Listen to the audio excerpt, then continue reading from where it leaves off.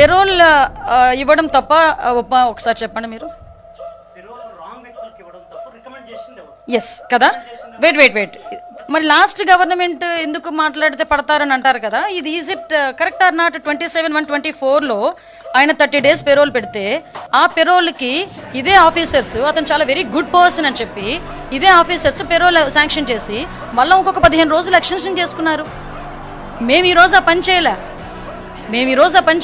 ఏమండి మీకు ఒకటే చెప్తున్నా, ఇక్కడ ఉన్నది చంద్రబాబు నాయుడు గారండి ముఖ్యమంత్రిగా, అది మీరు అర్థం చేసుకోవాలి.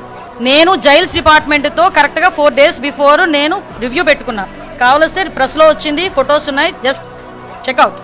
ఆ రోజు నాకు ఆ సూపరింటెండెంట్ నాకు చెప్పాడు, madam he's very notorious candidate, అతని పెరోల్ వచ్చింది, జస్ట్ ఒకసారి చెక్ చేసుకోవాలి, లేకపోతే మనం ఇబ్బంది పడతాం. వెంటనే నేను ఆ రోజు ఆర్డర్ ఇచ్చాను. సైమిల్టేనియస్గా ఆ రోజు వార్త వచ్చిన తర్వాత ఆ పెరోల్ అన్నది క్యాన్సిల్ అయింది. కానీ ఇంతకు ముందే జరిగింది మా జైలు శాఖ డిస్కషన్. ప్లీజ్ ఒకసారి కనుక్కోండి, ఇదేమో మూసుకొని కూర్చోవాల్సిన, దాచుకొని కూర్చోవాల్సిన అవసరం ఏం లేదు కదా. మీరు ఒకటే చెప్తున్నాను, ఇప్పటికీ నేను చెప్తున్నా, స్టిక్ ఆన్ అయి ఉన్నా. Whatever your word you are stick on thus.